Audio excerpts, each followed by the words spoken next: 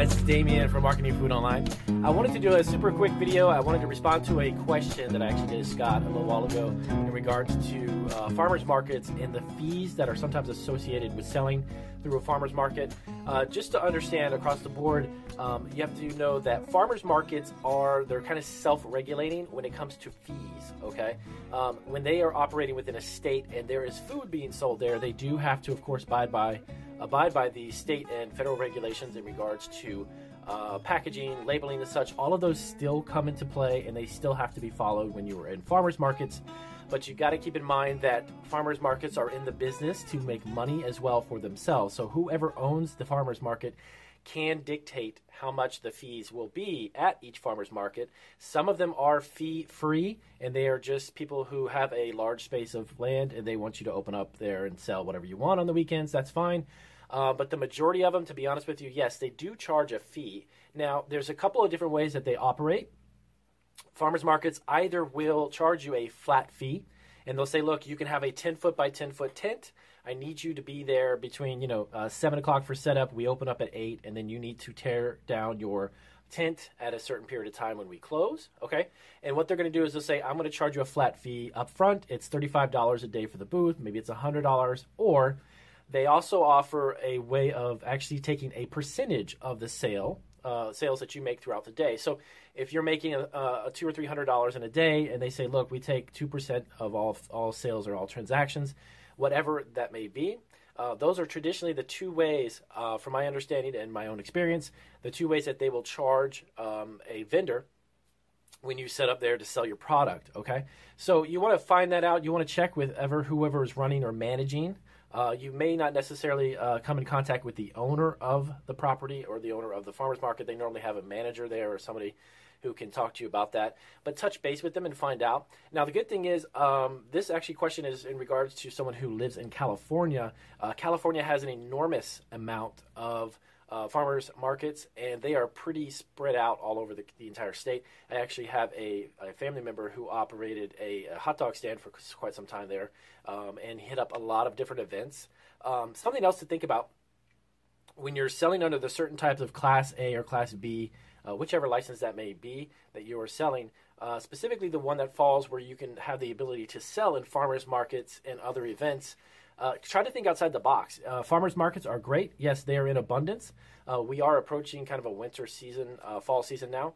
So there's a lot of fall events and such. But keep in mind that there's other types of events, okay? And as long as you are selling directly to your customer, you are doing the transaction, they give you the money, and you give them the product, you're still abiding by and you're still following the cottage food laws if that is the type of law that is followed under your type of business. Of course, if you're in a commercial setting and you're in a commercial facility, you can take your product anywhere you want and sell it to whomever you want.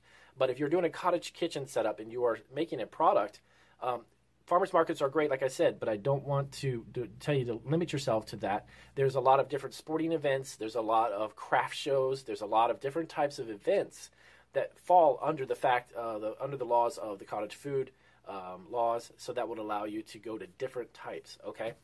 Farmers markets, again, are fantastic. The only thing you want to think of is that in most cases, when you go to these larger events, what they'll actually do is just charge you a flat fee. The one thing about, depending upon, of course, how that farmers market is operating, if it's charging you a percentage, some of the events that charge a flat fee would be cheaper, because if you went through $1,000 or $2,000 worth of product and they're charging you a percentage, you may end up being charged more than you would be if it is a flat fee type of farmers market. So hopefully that makes sense. Basically, they just charge you a flat amount. You can sell as much as you want. Those are kind of the better routes, depending upon what the actual percentage is that some of the farmers markets will charge. So I hope that breaks it down to you, breaks down the fee schedule, or the fees that they normally will charge, if any. And then just keep in mind that if you go out and you try to find farmers markets and you get, let's say, 5 of them that you're interested in, and 2 or 3 of them have really high fees, but a couple others have either fee-free or there's a very minimal amount, I would definitely just go to those first.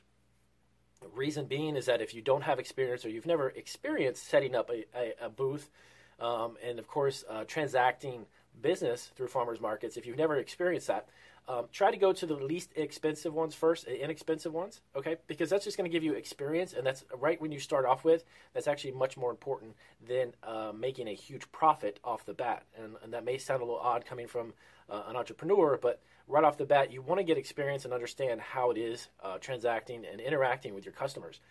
Physically setting up your booth and all of that, getting the things right, getting your sign up, all of those things are really important, because as you do bigger and bigger events, you can set up more efficiently, you can tear it down more efficiently when you leave for the day. You can also understand the actual, like I said, the experience of just operating a farmer's market booth if you've never done it before. The reason being is if you went to a farmer's market and they charge you $100, but you think you're going to sell a few $1,000s in product and you only sell a couple $100, and setting up and all took longer, tearing down took much longer than you expected, and all of that comes into play when you do your first few events. It's not going to be something that's pleasant or enjoyable, and you may not want to do it again. So you definitely want to enjoy doing this. You definitely want to experience the process from start to finish. And that being said, you want to understand the setup, the transacting, the actual business throughout the day, the taking down of the product, and all that comes involved with it, okay? So I hope that helps you out. And, of course, if it does, please do give me a big thumbs up. If you have any questions about farmers markets or how you can operate a booth at a farmers markets or fees and such, do let me know down below in the description. And again, if you know anybody who can benefit from my videos or my channel, please do let them know. I appreciate all the subscribers, and I appreciate you guys watching my channel. So have a good day, and thanks, guys.